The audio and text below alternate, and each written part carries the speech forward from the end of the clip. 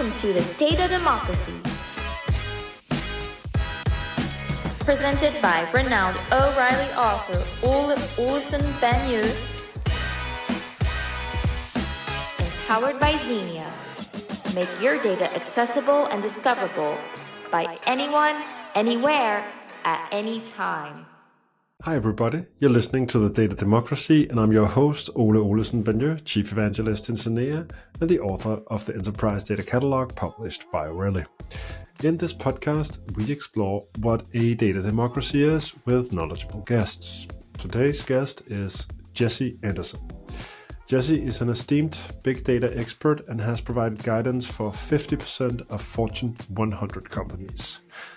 I taught big data at the University of Copenhagen 10 years ago, and at that time I had not talked to any big data practitioner. It was pure theory. So I'm super curious to learn from Jesse and hear about his experience with big data, how it emerged, evolved, and what the status of big data is today. Finally, Jesse is the author of several books, of which I have read Data Teams that I can recommend to you to take a look at. It captures the organizational side of big data perfectly, and as everything in data, the organizational aspect is often poorly understood and even worse managed. So my takeaways is first of all, the data leader takeaway. The better a company says they are at data, the worse they normally are. So be humble about what you have achieved with data as a data leader. And second, a data democracy takeaway. If the free data teams that Jesse promotes is not present in your organization, you will not be able to democratize data. And finally, third, a personal takeaway. I will stop saying things in data are dead. Nothing really dies in data. It's the terminology that dies. Big data didn't die. The term perhaps did, as the hype flattened, but the methodology and the capability certainly didn't. Okay, enough of me ranting. Let's hear what Jesse has to say. Hi, Jesse. Hi, Ole. How are you doing? I'm fine, thank you. Thanks for coming on. It's a pleasure having you. So, Jesse, for the listeners, can you tell us a little bit about what you do right now in your career and what you have done previously? Sure. So now I'm the managing director at Big Data Institute. We work with companies around the world on big data. And I've been doing this for the past 9 years now, which is after I left Cloudera. But what we do is, I think, a different take on what big data is, where most people are thinking it's a technical change. It is a technical change, yes, but I go about it with technical and organizational, because I found that organizational was just as key being successful with data. Previous to that, I was at Cloudera. I was an early employee at Cloudera. There, I did a lot of teaching, conference speaking, had a lot of fun, learned a lot of things. Before that, I was a software engineer, heads down coder. So I got to learn the ins and outs of distributed systems, of client server machines. So I always had an interest in data. And the big data gave me this confluence of my data skills, plus my programming skills, plus this curiosity and learning more. So I was able to really parlay that into what I am. That sounds like quite a fantastic career you've had. As I mentioned in the introduction prior to our conversation, for the listeners, I have been teaching big data at the University of Copenhagen. So yeah, I'm super curious to know more about the actual realities of big data in companies. From your website, you state that you have provided consulting services to like 50% of Fortune 100 companies, which is a very, very impressive figure. How good are companies at big data? What's your work experience? What does it tell you? My experience is that it's kind of an inverse, where the better a company says that they're at data, the inverse of that, the worse they are, where they are either such a disconnect at the executive level, or if you were to quote Shakespeare, they doth to protest too much. where the people who have to really say how incredible they are, where I think the companies that do better at data, they actually have realized that the more you know, or the more you see, the further you see that you need to learn or improve. So there's this constant improvement, much more cyclical rather than these stair steps. A step function is what you call it. So as you look at the Fortune 100, especially, what often happens is that they're hamstrung by internal politics, by how they work internally, that there's 50 years or there's 100 years or more of sort of problems that are built up. And they're thinking, we put this Hadoop in, we put this Spark in, and we solve that. And that isn't the case. No, exactly. It's a question of believing that technology will somehow fix problems itself, right? I guess. Maybe it's best just to jump directly into the book that I have read. And for the listeners, or for the viewers mainly, I will just show it here. Data Teams, your book, published by Apris. I have read it with quite a lot of interest, and so let's discuss it.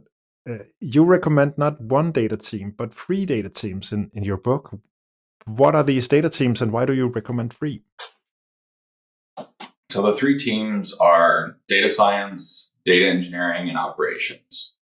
And so together, depending on how you mix them, it may be these more like groups. They may be 3 different groups of people that all form a data team or form parts of a data team.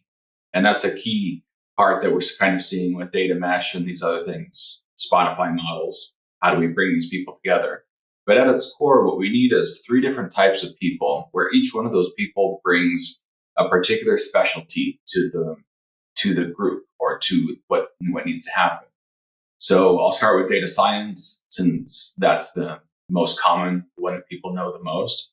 And the issue with data science is data scientists know a very particular part of this equation.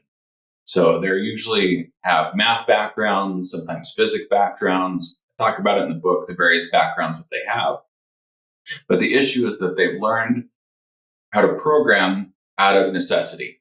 So they have pretty basic programming skills. And so what companies will often do is they'll think, oh, we just need a data scientist and they can do everything. And so the data scientist will create this system that is a data scientist system. It works the math, but engineering-wise, it's absolutely crap. And that's what we're trying to not have, is the data scientists can do this one part. They can do the advanced analytics. They can do the recommendations. They can do that cherry on top. But there's a lot of underneath that the companies are missing. And that's where data engineering and operations come in, is we need an operational excellence to this for the operations team.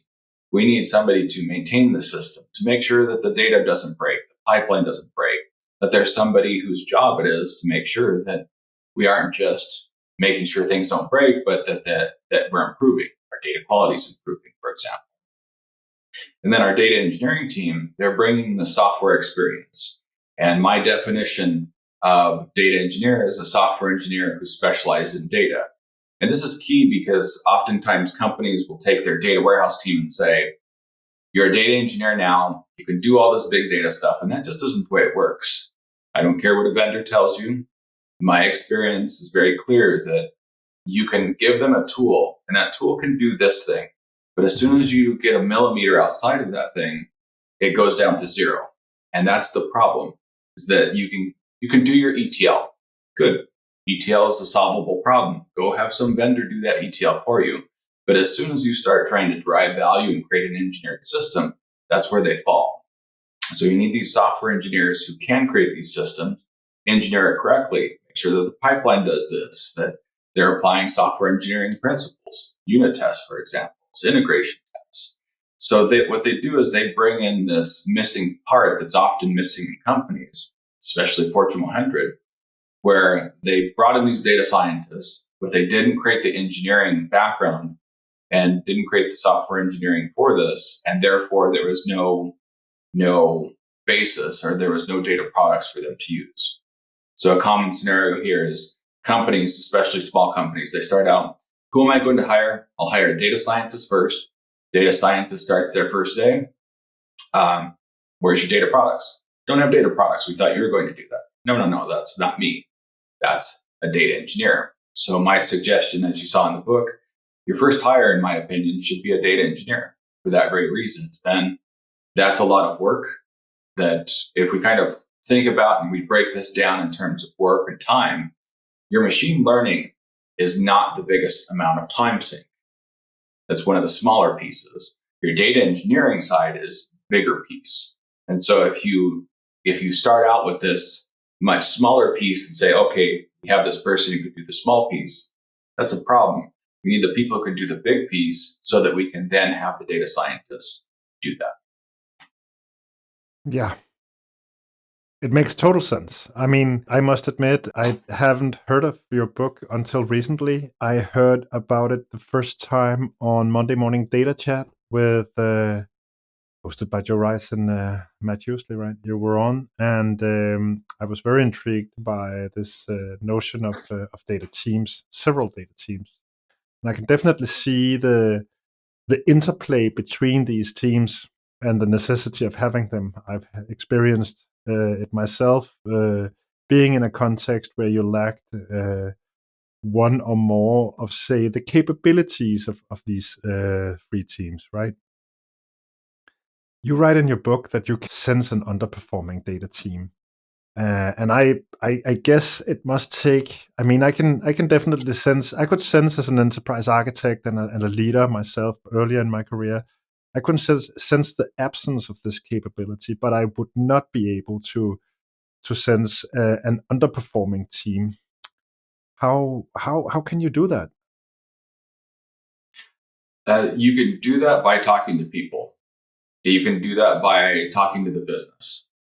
And what's important there is in Agile, think of Agile as a methodology, what you will.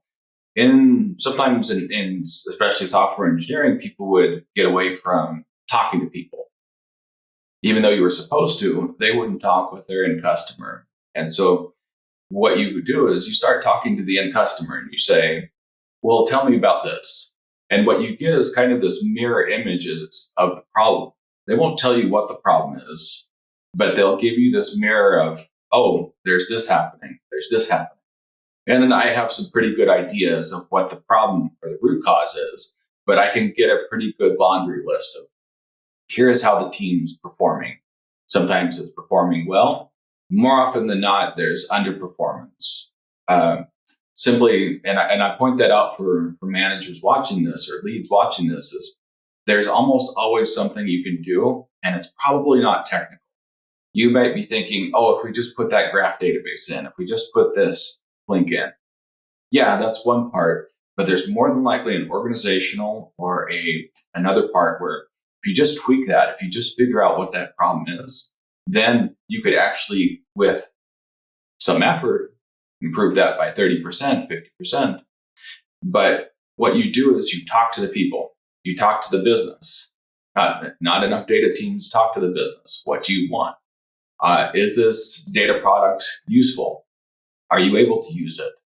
And depending on where you are, let's say you're a data engineer, one of your customers is the data science team, and one of your customers is the business. And if you aren't talking to them, then you're not getting a good view of what you're doing. So that underperformance, usually at its root cause, is a lack of communication, a lack of execution, but a lack of trying to identify what that is. It's not technology. It's not your airflow not working well. It's usually you're not talking, you're not communicating, and therefore you're not executing on the thing that the business wants. Mm. Yeah, that sounds very reasonable. But it I can just imagine it taking a lot of experience to actually get to a state where you can identify this in detail. I was a little puzzled when I read that passage, at least. Okay, so going deeper into the notion of big data, there's no doubt that big data has traveled in terms of hype cycle quite far. I don't know when you began using the term big data. I guess I began using it in the late zeros or start of 2010s, something like that. I did a PhD after I had actually worked in industry for some years, and I taught it. I taught big data at the university, but I taught it using some sources that I think were highly marked by this very early stage hype level, as very enthusiastic books explaining, okay, we can do everything with big data. It's going to solve, like, just like we do talk about data mesh now. It's going to solve all the problems of humanity, right? But still, there was something very solid in big data. Um, I'm ranting a little bit here, but what I'm trying to get at is that where do you see the state of big data today? How do you see how has big data evolved, and where is it today? What does the future look like for big data? Big data has changed quite a bit, as you rightly point out. And it's changed in its maturity, where the hype books are now. And when a marketer wants to hype something, they don't say we're big data. They say we're Gen AI now, which is nice in some ways. But at our core, we have this thing that's pretty mature, but we didn't have a lot of people with a lot of experience in it. Where somebody with 10 years of experience, that's amazing. That's wow. How did you start so early? That's pretty crazy. So most of our people have 5 years or less experience in this. And that's causing a problem on one side of these people who really don't have an experience in big data, creating value with that, or frankly with distributed systems or multi-threading. That's a whole problem unto itself of the people who are coming out of boot camps, even coming out of university sometimes, are just not ready to do this and don't realize that they need to do that. So that's one set of problems. The other bigger set of problems is in the industry itself. I've written about this quite a bit, is that there's not enough value coming out relative to spend out of data teams. Mm-hmm. Put a different way is, if we have 10 people, if we have 20 people, and we're just creating a pretty limited amount of value. Usually the amount of value I look for is a 5 to 10x ROI on data, which is possible, completely doable, because of we can save money, we can make more money, we can optimize, we can do various things. But usually teams are not really thinking along those lines. They're not thinking of, well, they're building a fiefdom, they're building this technology, we're doing this incredible thing with Spark. But my push for people, especially management, especially leads, is think about what is the value you're creating, because the economy is not as great as it used to be. It used to be, okay, well, if we just get a 3x, that's fine. We're making money this other way. And now when the accountants start coming and looking for where to cut, they're going to see this team. Oh, okay, we're going to have to cut that team. We're going to take it down to whatever. And what we need to be able to do as data professionals is say, okay, if you cut that, we're going to be making or saving 3 million less because this cannot be done, or that. So we will paint a clear picture of, hey, if you do this, we will actually lose money overall. But if you have never done that, if the team has never done that, and you say, oh, we'll lose this, and they'll say, well, thank you very much, you've never done anything before, that's a whole problem unto itself. So it's really key that as we look at this progression, or maybe take this as a retrospective, if you're watching this, take this as a time to retrospect and say, what amount of value do you create? Are you actually doing something for the business that's unique, that's interesting, that's doing something for the company? Otherwise, you are at a high risk. You have very specific risks there, and you don't want to be in that place. And it's time to start changing that right now. Yeah, that is. I mean, it's one of the many reasons why data is so complicated. Why we can't calculate the ROI correctly in many cases. I think I used to.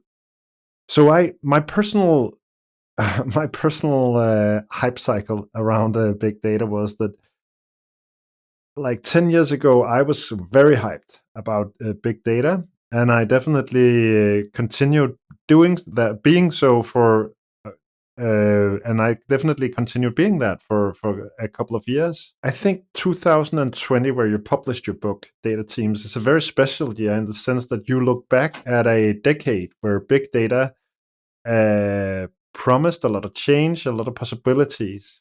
I think it was around that time where I began thinking, big data, isn't it dead? I mean, isn't it over? And then I think like half a year ago, or maybe a year ago, I encountered the term data observability. I read about data observability, and then I thought, but this all of this, it's the methodology of big data. It's the same thing. You survey a big, very very big amount of data using various technologies. Of course, you can develop new applications, new offerings, but basically the methodology is the same, right? And so I thought, okay, so maybe big data isn't that. And then later on, I got the impression that I heard some podcasts and I read some papers, and I think maybe maybe big data never died. Maybe we just never understood how difficult it was.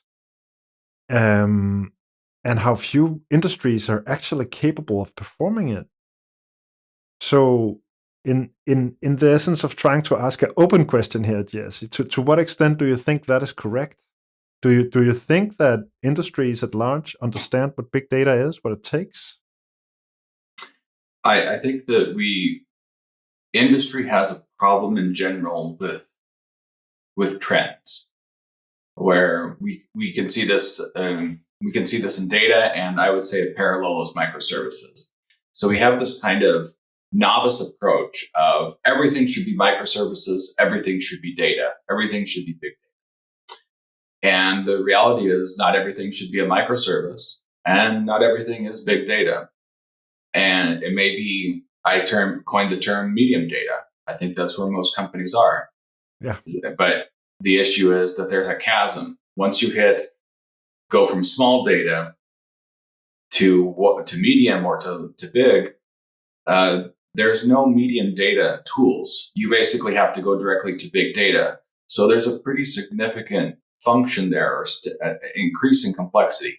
I wrote a post for O'Reilly saying that increase in complexity is a 10 to 15x complexity increase.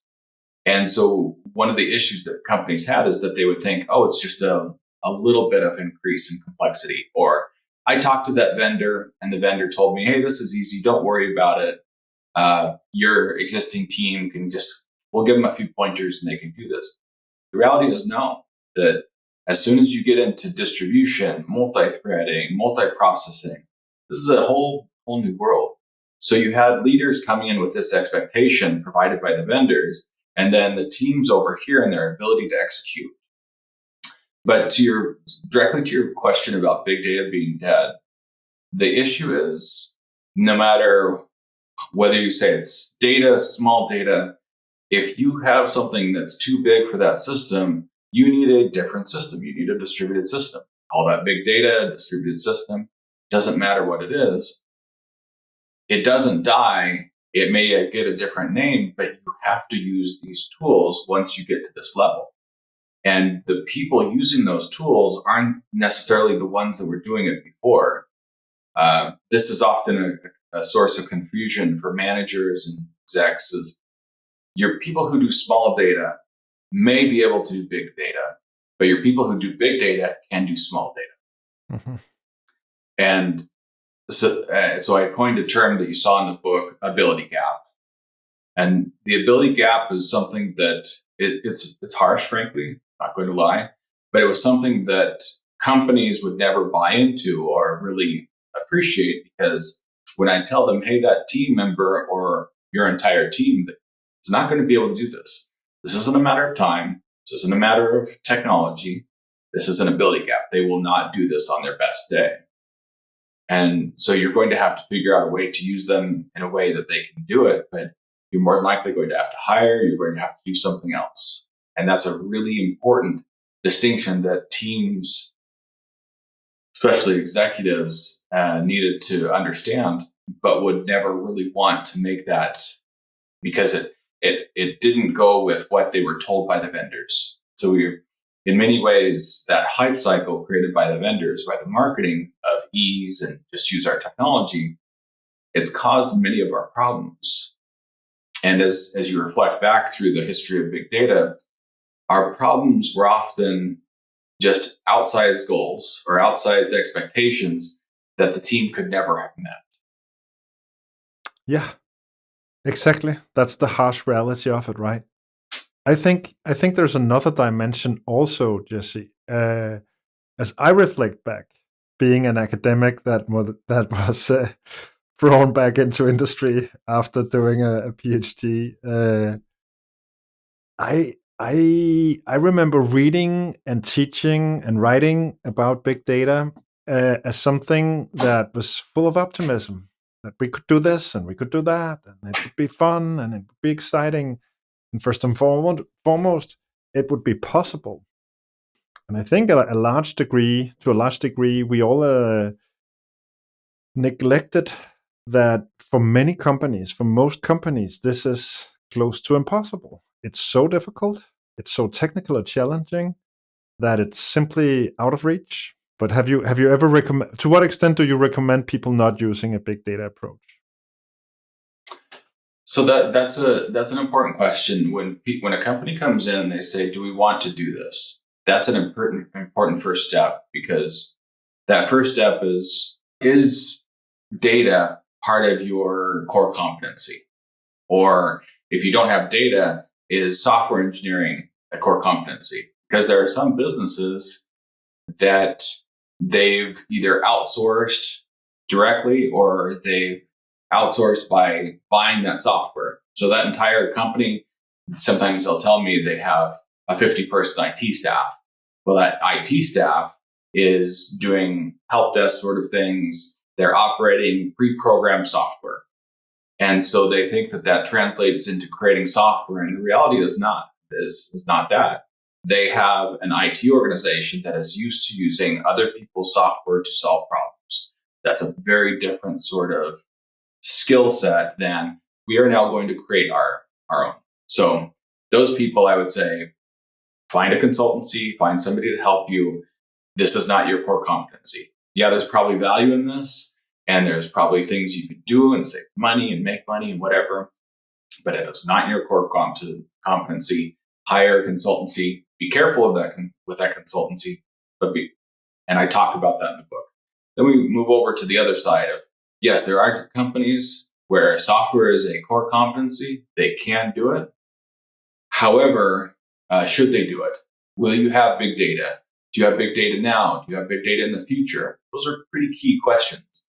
Usually those are questions that you ask of a startup, for example, smaller sort of business. Because to what we were talking about before, if you have a business that hits big data, doesn't matter whether they call it big data, whatever, if you start hitting those scales, you have to use the software. So whether you're a startup or whatever, if you start hitting that hockey stick, you will need that. And so you have to make an initial distinction of, do I go after the software that can scale, or do I keep using the small scale software that I know that I'll eventually have to rewrite? And that rewrite can actually be pretty difficult. It can be pretty painful, because nobody realized, at some point we're basically going to have to cut bait on this and completely rewrite. And by the way, while you rewrite, you're going to have to maintain that other software. And if we hit that hockey stick, we're going to have to turn away customers. Mm-hmm. And that's a whole problem. So the issue there that I try to talk about in the book is, you will hit this if you do have scale, and you will eventually have to pay the piper. There's just no bones about it. You will hit the pipe. You will have to pay the piper on this, and you'll have to figure out a way to deal with it. Yeah, that is undisputably the case, and I can definitely understand you wanting to write this book. I mean, it's a wonderful read, and I see it. Even if we should agree on the term small data for all other kinds of data management activities, I see the neglect of an organizational dimension or discussion in data as something that it's present all over the data community. Every organization neglects the organizational aspect of data. I guess that for big data, that becomes even more catastrophic to neglect this. So anyway, that was my concluding rant. But thank you, Jesse, very much for joining us here today on the data democracy. It's been a pleasure having you on. Thank you so much for having me. I appreciate it.